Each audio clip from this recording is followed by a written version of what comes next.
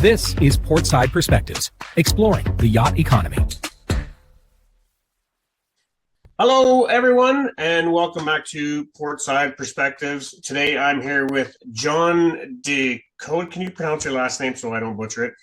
My last name's pronounced DeGoede, not how it's spelled. DeGoede. Yeah, DeGoede. Yeah, okay. DeGoede. Yep. John DeGoede. And you are the owner of Veteran Yacht Services. Is that the name of the company? Yeah, my company is Veteran Yacht Services. We're based in Stuart, Florida. We've been in business since 2019. I'm a marine surveyor. I also do consulting and captain work. Cool. So before we get into what it is you actually do for a living and what your business does for people, why don't you give me a bit of background about yourself and where you come from? How did you even get into this world, and what's your origin story, as I always refer to it? Well, it's kind of I've been a lifelong boater. So growing up, I grew up in Michigan. We lived on the lakes up there, had boats up there all the time, was always on the water and stuff like that. And over time, it was kind of a natural progression just to get on the bigger lakes. So then I started boating on Lake Michigan. And then once I started boating on Lake Michigan, the next step up is where the ocean, right? So I kind of grew up around on the water, boating in Michigan. As an adult, I did some time in the Marine Corps. And then after the Marine Corps, I went back, was a firefighter and a paramedic for about almost 15 years in Michigan. Got a little burnout with that. And then my ex-wife and I sold everything we had, moved everything onto our boat, our sailboat. We had a 42-foot sailboat up on Lake Michigan, and we sailed off to the sunset for about a year and a half. Cool. Got done with that, decided we wanted to buy a bigger boat. So we landed in Stuart, Florida, because we had some family there. And then one thing led to another. We ended up not buying a bigger house or buying a bigger boat, bought a house. And then I was kind of like, well, what am I going to do now? Because I really didn't want to go back to being a firefighter and paramedic because I was kind of burnt out. And she actually made the suggestion, you love looking at boats. You're always on Yacht World or Boat Trader or whatever, just kind of looking at boats, perusing boats. People invite you on your boat and you're always eager to go look at the boat. So she's like, why don't you go be a marine surveyor? Which was kind of, at the time, I was like, I don't know about that. And then I went to school for it and started my education process and I got into the business, and I really enjoy it. So that's kind of how I got into it. It was kind of I like looking at boats, and now I get paid. Kind of a natural progressive. Well, I like looking at boats too. I love it's kind of part of why I talk to people in the yachting industry here as part of this podcast. It's I like boats. I want to talk about boats. I want to be on them. I want to crawl around in the engine room. It doesn't matter. I'll go look at every part of a sailboat, a motor yacht. Hell, I even love dinghies and tenders and small little skiffs and things like that. So, anyways, okay, cool. So, maybe telling me a little bit more about your business as a surveyor and what you do within Veteran Yacht Services. Okay. Well, I guess I probably should start with what is a marine surveyor, because some people think when you say surveyor, they think exactly. The guy that, not everybody understands that. So why don't you on land and stuff like that? Yeah. So what a marine surveyor is somebody. Well, there's several different aspects to it. There is a marine surveyor that does like the depth soundings and stuff like that, and they have another technical name. But the marine surveyor type, what I do is we inspect boats, and we also place values like appraisals do appraisals on boats. And we're looking to make sure that the vessel is safe and it meets all the federal and recommended standards for vessels. And inside of that marine surveying, there's different areas you can go into. Like I chose the recreational boating path, so I mostly deal with recreational boats. There's also marine surveyors that deal with commercial boats, like your freighters and stuff like that, and large ships. And then there's also marine surveyors that deal with cargo, with the offloading and loading of cargo and making sure that stuff goes on. So that's kind of what a marine surveyor does. As far as what I do in the recreational boat path, so typically when someone goes to buy a boat, or they need to reinsure the boat, or they've gotten an accident with the boat, is usually where someone like myself is called and hired to deal with it. On the pre-purchase side of it, think of it as like getting a home inspection and appraisal before you buy a house. Same type of thing. I go onto the boat, I crawl around the boat, I look at everything, make sure that it meets all federal requirements, it meets all ABYC requirements and FBA standards and stuff like that. And so then I write a report, and you can use that report to help you make in your decision-making process when you purchase the boat. Along with that report, we do look at the value of the vessel, and we'll place a fair market value on the vessel as well, just kind of like getting a home appraisal. So the best way to think about it is think about, for pre-purchase surveys, think about like getting a home inspection and appraisal before you buy a house. Right. So, cool. And you mainly are doing that for smaller recreational vessels. So let's just kind of be clear about what that means, because I think that a lot of people, that could mean something as small as a personal watercraft like Sea-Doos and things like that, to a ski boat and all of that. But I believe you go a little bit bigger. I go up to about 100, 110 feet is my wheelhouse. But I also go all the way down to yes, it is. But I mean, you have to remember what the definition of a yacht is. There really isn't a very good definition of a yacht. And I think Lloyd's of London says anything over 30 feet that's used for pleasure is a yacht. So all those people that have a 31-foot Sea Ray out there, you own a yacht. They'll be happy to hear that. I'm a yacht owner. I know. Look at me. I'm on a yacht. So in my wheelhouse, I go all the way down to, I think the smallest boat I've ever done is like a 15-foot flats boat. And that's because the insurance company required it. When I first started, most of the time I didn't do anything under 25 feet. But lately, in the last, probably since COVID, I would say, insurance companies have been requiring surveys on boats less than 25 feet. So I think I've been all the way down to 15 foot. Yeah. And I do know some of my counterparts have done PWCs, so like your wave runners and stuff like that. Mm-hmm. I personally don't do those, but I know that some guys do them. Right. So cool. But, okay. And so, while we're on it, where are you located again? I'm located in Stuart, Florida. Okay. And so which is about 45 minutes north of West Palm. So is there a typical demographic of people that you kind of serve, or it's just basically anybody who kind of comes your way? Anybody that wants to own a boat. And it's just kind of in that local area, like really just in that local. I'll go anywhere somebody wants to pay me. I've been all the way to North Carolina. I've been all the way to Texas. Okay. So anything more than like an hour drive from where I'm located, I typically charge a travel fee. And then how far or how much the travel fee is based on where you're going. Like when I went to North Carolina, I went up there and surveyed a boat in North Carolina. I might get chastised for this, but it was like Beaufort or Beaufort. I can never. There's one in South Carolina. There's one in North Carolina, and they're pronounced differently, but they're spelled the same. So it's either Beaufort or Beaufort, North Carolina. That's where I went. So whoever's out there, please don't chastise me if I said it wrong. Yeah, and so that was like they had to pay for flights and hotel stays and stuff like that. And then like I was last month I was in the Bahamas, so I go pretty much wherever. But as far as the demographics and the people that I work for, I work from people that are, retirees that just retired and they're going to sail off in the sunset, to young people who just graduated high school or just graduated college that want to try that alternative lifestyle and living on a boat, to people that I have to sign non-disclosure agreements to not disclose who they are. So, all right, which kind of says, what kind of income level they're at. So, I mean, right. So yeah. It varies completely. Right. So, I mean, did you say that you actually do some work on commercial vessels, or you kind of stay away from that? It happens occasionally. I try to commercial vessels. I try to shy away from. The ones I will do are uninspected passenger carrying vessels. So like 6-pack vessels here is what we call them here in the U.S. So like your small charter fishing boats and stuff like that. I'll do those occasionally. But anything like major commercial that is strictly commercial, I shy away from. Why is that?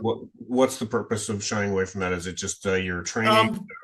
Yes, it mostly comes down to training. And then so with the federal laws and stuff like that, or the CFRs that apply to those, there are different CFRs that are a little bit more tricky to navigate. Mm-hmm. And you have to have different tools and a different kind of skill set. Right. I do know surveyors that do that. And so when I get calls for those kind of vessels, I usually push them towards that. I refer them to that person. Right. And do those people do the same for you? Like if they have about a personal vessel, then they'll send them your way? Oh, yeah. Well, definitely. There's a very good, the community of marine surveyors, like at least in Florida, where there's a lot. I mean, you throw a stick in Florida, you hit a marine surveyor. Just like if you throw a stick, you hit a licensed captain in Florida. The community is really good about passing stuff around. If I'm too busy and I can't do something, I give a list of names of other guys that I know that are good in the area that I work with all the time. Right. And I'm one of the only guys in my area that does sailboats, because sailboats, they're a little bit different than power boats. And so it takes a little bit different expertise and stuff like that. And so a lot of the guys that in the area that don't do sailboats will pass them off to me most of the time.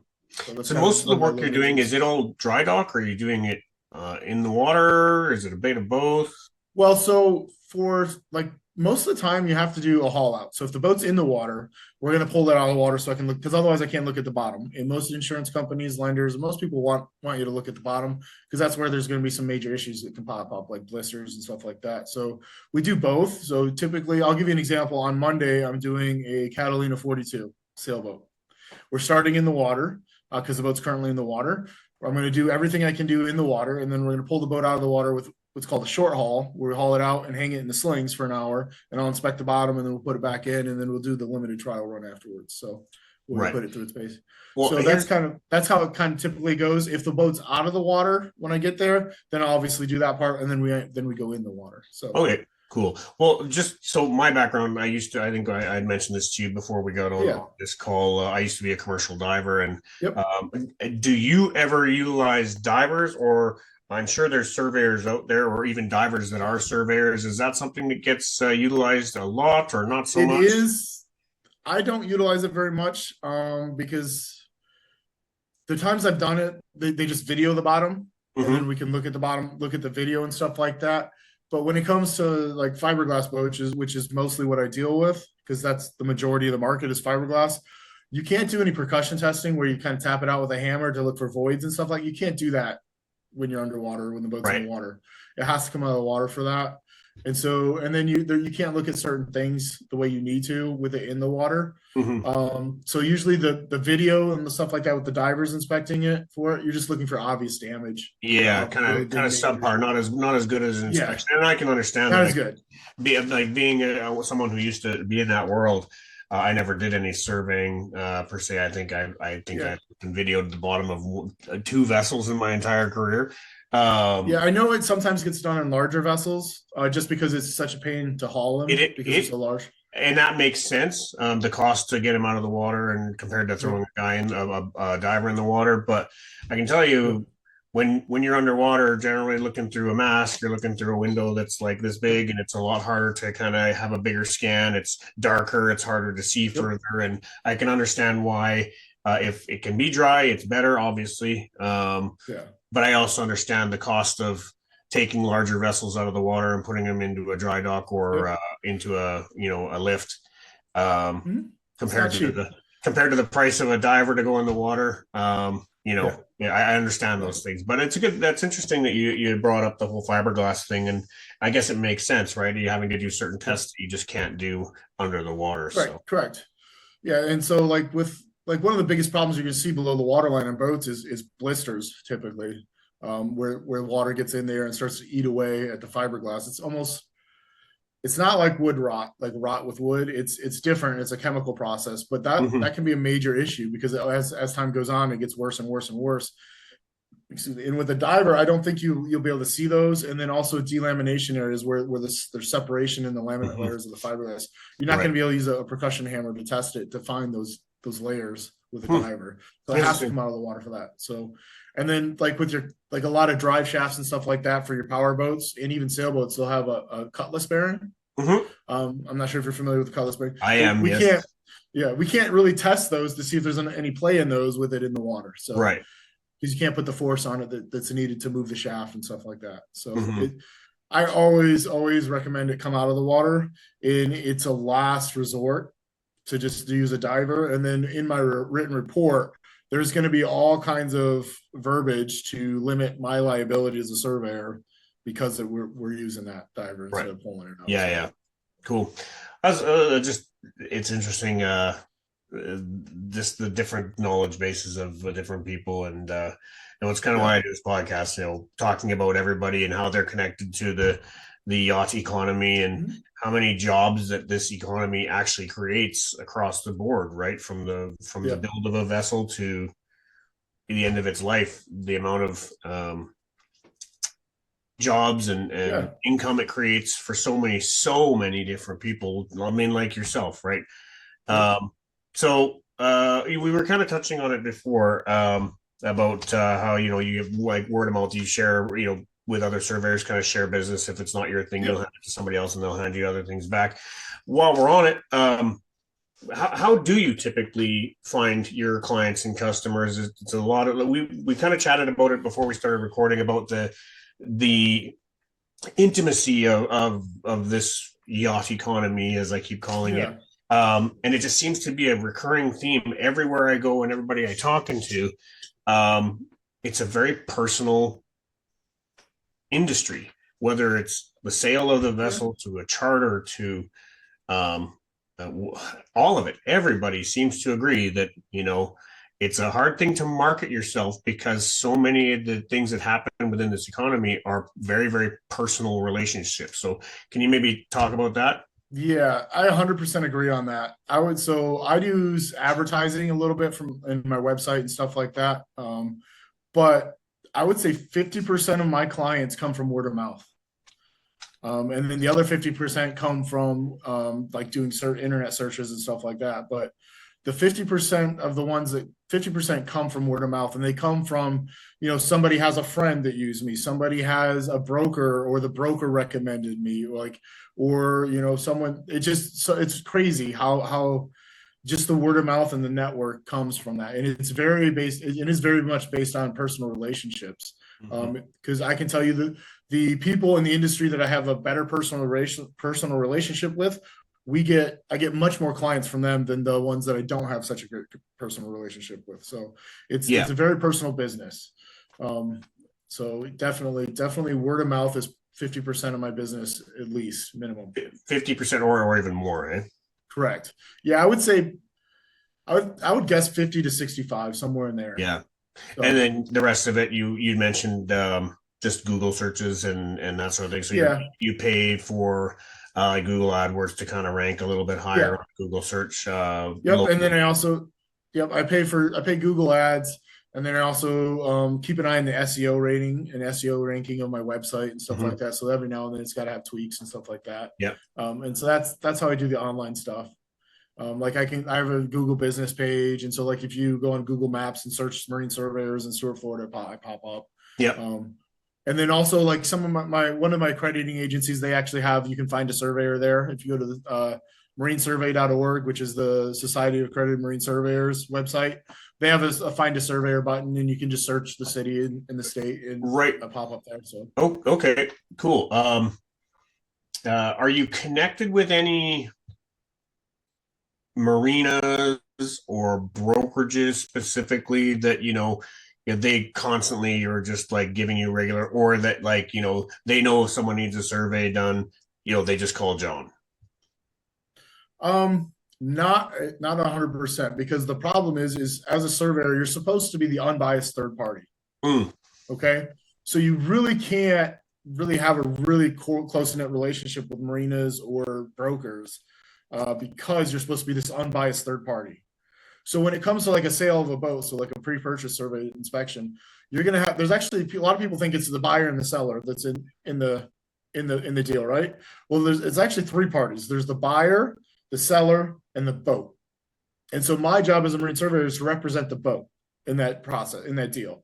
So I do have my client who is typically the buyer that pays me, but he's paying me to be the unbiased third party and represent the boat, because the boat will tell you a story. The boat will tell you how well it's been maintained. It'll tell you how hard it's been used. It'll tell you whether or not it's been, how should I put this? It's been used and abused, or if it hasn't been. Like the boat tells a story. And so your job as a marine surveyor is to tell that story and put it in your report. And then your client, who's typically the buyer, will look at that and be like, okay.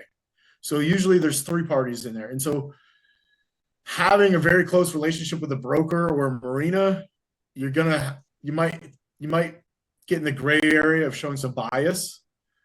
And so you could, I can understand that. Okay. You could be accused of showing bias, because if I'll give you an example, if you have a really, really good relationship with a broker, like you guys are really, really good friends, he always recommends you, he always uses you, he always uses you for the surveys and stuff like that. And so then let's say you do a survey on a boat, you miss something, because we're all human. We're going to miss something. I'm not perfect. When I first started, I used to worry about that a lot and try not to miss anything. And then I realized I'm human. It's going to happen. And I tell my students that all the time when I'm teaching marine surveying, but like, you're going to miss something. I'm human. So if I have that really close relationship with the broker, and then I miss something on a surveyor, and then a month or two later that something breaks or an issue comes up on a boat, my client could then accuse me, well, you missed this and didn't write this up in the report because you knew that would make me not want to buy the boat, but you're really good friends with the broker, so he wanted that deal to go through. And so you could be accused of that. I don't think it's ever really happened, but it's kind of one of those examples where it could. Yeah, I get what you're saying. Yeah. And there's ethics with the accrediting agencies and stuff like that. They have ethics guidelines and stuff. So right. So what I've learned also is that yacht buyers, so people who are actually purchasing a yacht, a lot of times they will upgrade or downgrade, or they'll change vessels like a number of times through the life of having ownership of yachts. Is it something that you get a lot of return clients on the buyer's end then? Yeah, so usually with me, return clients are either the first boat that I did for them, they decided not to purchase, and so then they hire me to do the second or third or fourth. I think I've been up to 5 one time before someone finally purchased one. Right. And then I've also, when people upgrade. So typically what happens, this is an old statistic, but this is pre-COVID statistic, about every 42 months, people change boats. 42 months is what I was told. Wow. And that is according to like a brokerage website, typically, in a broker. And so typically every 42 months, they're rolling over. So typically when you buy a bigger boat or buy another boat, you're upgrading in size. Not very often do people downgrade in size. They usually upgrade in size. So I've had clients where 1 year they hire me to purchase the vessel, or they're purchasing a vessel that's 30 feet long. Then a year or two later, they come in and now they're going to 40 feet. And then they're going to 45 and then 50. And so I've had repeat clients that way. Mm-hmm. That makes way more sense, I suppose, too, right? Well, and that's cool. So I guess as you are longer in this industry and, stick with it, I guess your client base does grow and grow and grow. Yeah, it does. It grows. It gets bigger and bigger as time goes on. But then again, word of mouth too, so the more people you know, the more networking you do. Right. I like to go to conferences and stuff like that. So like when SAMS has a conference or NAMS has a conference, I try to make it to those, or any other organization that I can tie into the marine industry. So, well, you're in Florida. Were you at the FLIBS recently? The what? The Fort Lauderdale International Boat Show? I was not, because I had to work. Oh. I will say this, that is not my favorite. Miami and Fort Lauderdale are not my favorite. They're too big. They are too big to navigate, too big to get around. West Palm's nice. Stuart has a nice small boat show. And I just typically just go down there and walk around and look at different boats and talk with brokers and stuff like that, because it's a networking opportunity for me. And it's also a good time to see what's new coming on the market. So, yeah. So you had mentioned teaching. I didn't know you were teaching. So is that part of your own business? Is it something that like you're doing yourself, or are you doing it through another facility? How is that working? So I teach yacht and small craft surveying at Chapman School of Seamanship in Stuart. Up until recently, it was one of the only places in the world where you could go sit in a classroom and learn how to be a marine surveyor. It's actually where I went. That's how when I got started, was I took the class there. And the class is 6 weeks long. And you're in class for about 40 hours a week. And I always tell students, you need to spend another 20 hours a week outside of class studying and learning and stuff like that. But it basically teaches the fundamentals of inspecting the boat, the standards you're required to inspect to, and then how to write a report. It's a very intense program. It's not something that you would come through taking lightly. Like I say, you're in class 40 hours a week, and then I recommend at least 20 hours a week on top of that studying. But I've been teaching there for about 3 years now. Originally, I started teaching because I thought, I've got to take a test to upgrade it for my accreditations and stuff like that. I have to take a test. This will help me study for the test, help me become a little bit better. And then once I got into it, I was like, I really like the fact that students ask questions and it keeps me on my toes. It keeps me learning. Like they bring stuff up and ask questions. And so me as a surveyor, I'm growing as well by teaching. And it's not my first time teaching. I also taught fire and EMS stuff when I was a firefighter and paramedic. I was a training officer at one of the departments before I left. So it's something I've done before. But I got into that initially kind of for selfish reasons, to try to study for the exam that I had to take to upgrade it in SAMS. And then it kind of like, probably I would say after the second class of teaching, I was like, wow, this is helping me be better as a surveyor. So then I continue to do it. I like watching the light bulb go off with students as well. So, but I get that. I've been an instructor in a number of different things as well. You know, and I do understand that when you see a student, it clicks and they get it. It feels good, right? You know, that you help that person develop and grow and understand something that they previously did not understand. So cool. The downside of that, though, the downside of being a teacher is now I probably spend 20 minutes probably every other day responding to emails with questions from former students. But I mean, it's networking and it helps, and they're still asking questions. So, but yeah, so cool. I really enjoy it. So, all right. So, I mean, being a business owner, a small business owner, but a business owner, what are some of your biggest challenges within what you're doing as a business, doing this as a solopreneur or entrepreneur in a way that you don't have any employees, right? It's just you. So sometimes I'll use contract, like 1099 employees. I'll use other surveyors for bigger boats. And those are also the same people that we talked about. Like I hand jobs off to them. They hand jobs to me. It's same people. When we have a big job come in, like a bigger boat, and we have a crunch time frame, I'll bring them in as like 1099 in that way. But so I'll bring in those guys and we'll do the boat together. But for all intents and purposes, I have no employees. It's just me. I'm a sole proprietor. As far as biggest challenges go, I would say probably getting used to the ups and downs of the industry. There are times where I'm working 7 days a week, 10, 12 hours a day. And then there's times where I'm doing nothing, and trying to balance that out. And for me, mentally balancing that out is difficult. But that's one of the biggest, I think, in this industry is the biggest thing is the seasonal rotation and flows and trying to fill in the gaps. And then on the business side of it, just like, there's so much that goes into having a small business. I mean, you have websites, you have websites, you have Google businesses, you have advertising, you have taxes, you have like state filings, you have all this paperwork that just sometimes it gets crazy. So, but for me, the biggest thing about being like a sole owner and sole business owner and sole employee is the ups and downs. The feast and famine is like I call it. Right. So is it pretty consistent?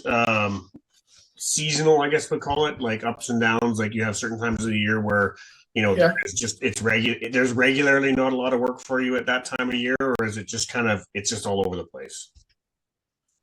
So traditionally, end of July, mid to end of July until about middle September, because I'm in Florida. That's kind of our slow time frame. Probably because everybody has gotten their vessels ready to go and they're spending their summer actually using them, and they want to make sure. And then the snowbirds go home as well. Right. And so a lot of the boats are on the hard for hurricane season and stuff like that. That's kind of the slow season. And then we slowly taper back up. And then right after the first of the year till about mid-May, it's really busy usually. I'm not sure why that is. But that's kind of the typical. Recently in the last year, probably 1 to 2 years, things have slowed down consistently across the board though. So. Oh, really? Yeah, and I think it's the economy. I don't know if anybody else thinks differently, but I think it's because of increased interest rates, the cost of housing, the cost of food, the cost of everything has just gone through the roof in the last couple of years.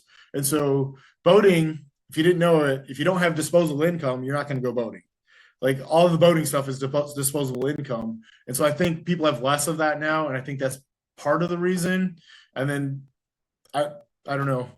But it's just seen it had this slow taper the last couple of years, and now it's kind of settling. Other brokers that I've been talking to, it's pretty consistent that around COVID, boat sales went through the roof. The roof. And then they're now kind of coming back down to closer where they should be.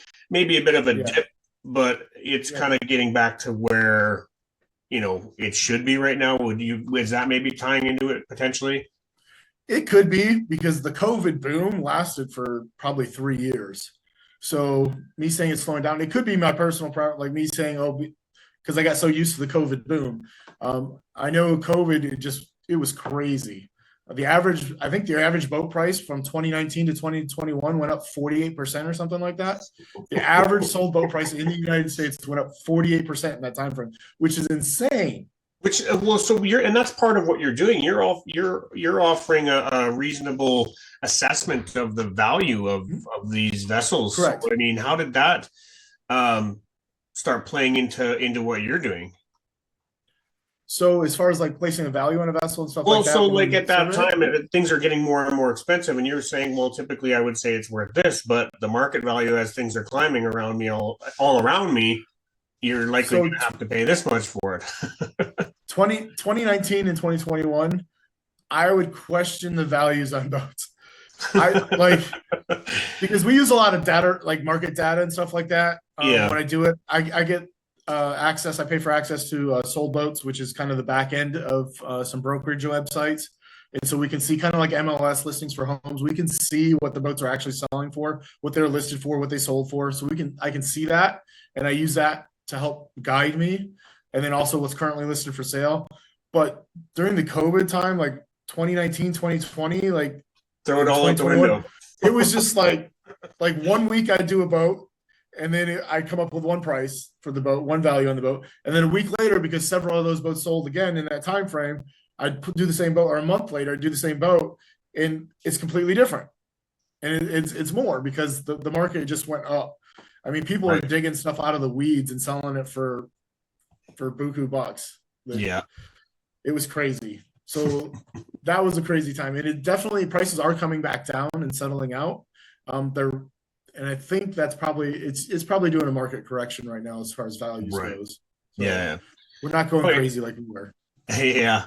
So, all right, man. Well, I usually have one kind of final loosey goose kind of fun question here. You said you've kind of been into boats and sailing and on the water for a long time. So is there any specific location that you've sailed to or powered to, number one, and number two, is there any vessel specifically that kind of stands out in your mind over your years of being on the water and dealing with these things? I mean, that could be a boat that you worked on and we're like, holy cow, like this thing is awesome, or something that maybe sticks in your mind as a memory that it's there because you know what I mean?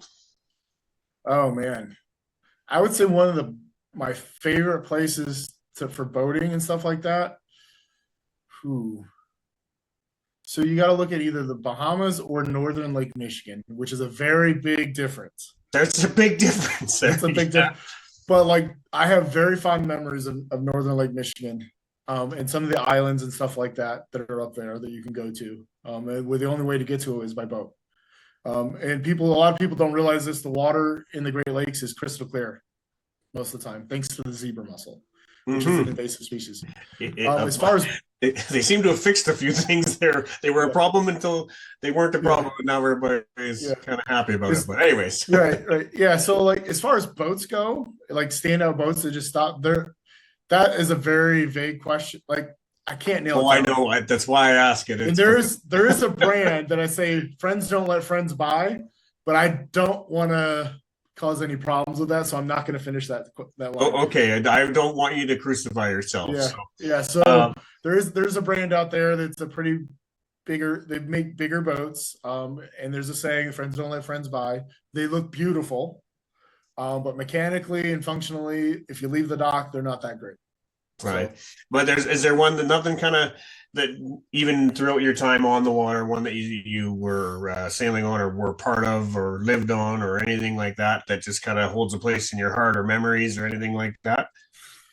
Well, I owned a Catalina 42 for a long time, and that was the boat that I left Michigan on and kind of went cruising off.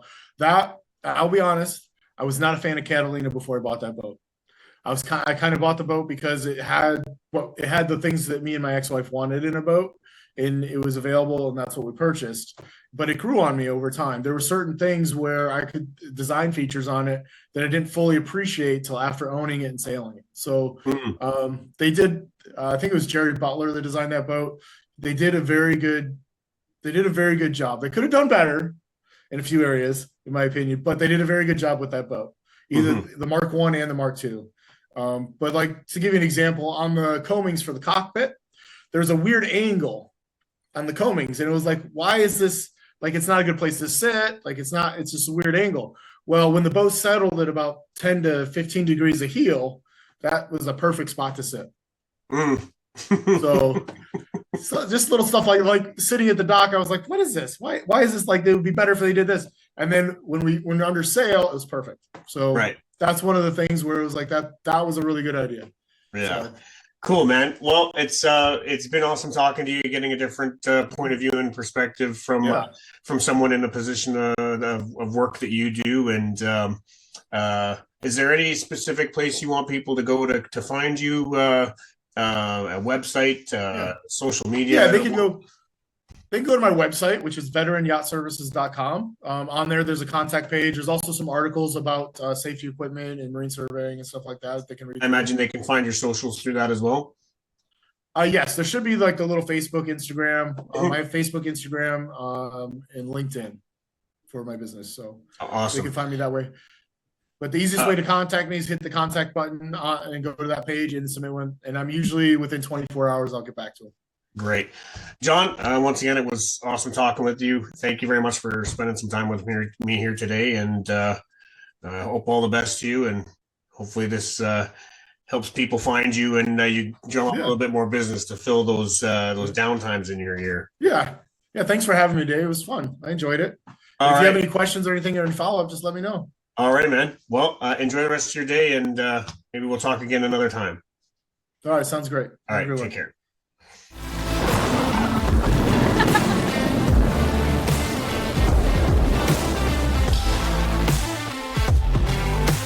Thanks for sailing with us. This has been Portside Perspectives.